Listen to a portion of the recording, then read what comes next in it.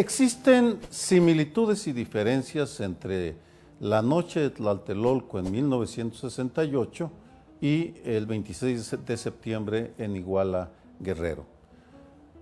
Hay dos similitudes muy obvias. Ambos casos fueron actos de barbarie criminal en la cual estuvieron involucrados agentes del Estado, y también el número importa. En 1968 murieron, según Kate Doyle, que ha hecho la investigación más rigurosa, 44 jóvenes. Y al día de hoy siguen desaparecidos 43 jóvenes. Por tanto, ahí tenemos una similitud que sin embargo desaparece cuando se comparan ambos hechos con tres criterios diferentes. El primero es el control de los medios de comunicación. El gobierno de Gustavo Díaz Ordaz fue capaz de imponer en la prensa nacional la tesis de que había sido un enfrentamiento iniciado por los estudiantes.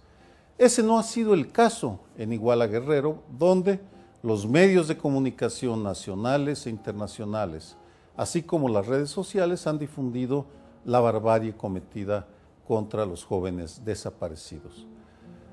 Estarían en segundo lugar los gobiernos internacionales y los organismos multilaterales.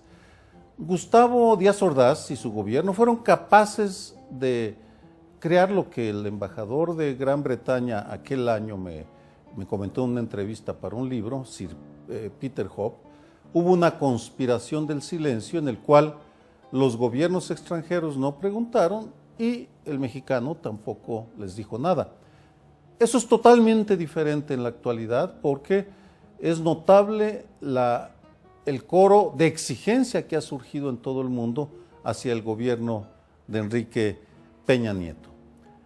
Estaría finalmente la reacción de las víctimas o de los movimientos opositores, y la reacción y el manejo que hizo el gobierno de Gustavo Díaz Ordaz desembocó en la guerra sucia y en un movimiento de derechos humanos que se levantó para proteger a las víctimas.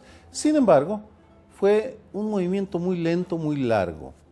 En Iguala, Guerrero, ha sido todo lo contrario, porque las víctimas, los familiares, se han movilizado y han recibido una gran solidaridad nacional e internacional, porque para todo aquel ser humano decente es inaceptable lo que hicieron las autoridades y el crimen organizado en Ayotzipan, Guerrero. ¿Cuáles son los significados de Iguala? Es por supuesto al día de hoy imposible hacer un pronóstico definitivo, porque no han aparecido todavía los jóvenes. Me sumo a la exigencia de su aparición. Sin embargo, Iguala ya es un parteaguas, porque exhibió 5 rasgos, 5 deficiencias estructurales que tiene el México de la actualidad. Número 1, en algunas regiones y ciudades, el crimen organizado y los gobiernos municipales o estatales es exactamente lo mismo. Segundo lugar, la calidad de la inteligencia estatal podrá ser buena, pero tiene sus prioridades muy mal, porque es capaz de localizar y detener al Chapo Guzmán y a Héctor Beltrán Leiva, pero ha sido incapaz en 3 semanas de localizar a 43 jóvenes desaparecidos. Un tercer rasgo es la desaparición, la evaporación del aparato gubernamental encargado de proteger los derechos humanos. ¿En dónde están Raúl Plasencia y su Comisión Nacional de los Derechos Humanos? No se les ve por ningún lado. Cuarto, Iguala muestra que si la crisis de los partidos es general, la de los partidos de izquierda es monumental.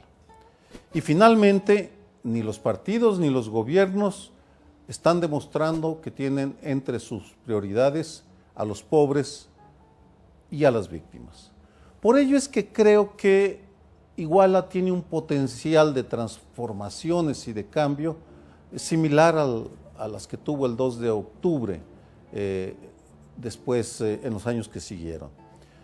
De nosotros depende que el desenlace sea menos trágico, porque El 2 de octubre provocó un levantamiento popular en diferentes regiones del país que fue aplastado, violando los derechos humanos de decenas de miles de personas.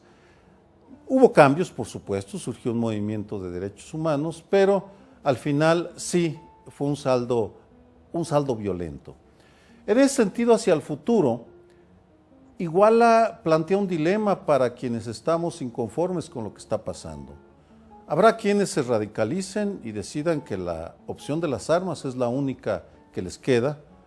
Puede uno entenderlo, en lo personal no lo comparto, o bien podemos como ciudadanos movilizarnos e involucrarnos para exigir a quienes gobiernan que incorporen a sus prioridades lo que sucede con los marginados de la economía, con las víctimas de la violencia y de las guerras del narco, pero al día de hoy la situación es inestable, es imposible hacer un pronóstico, salvo que nada está escrito y de que cada uno de nosotros depende lo que suceda en los próximos días, meses y años.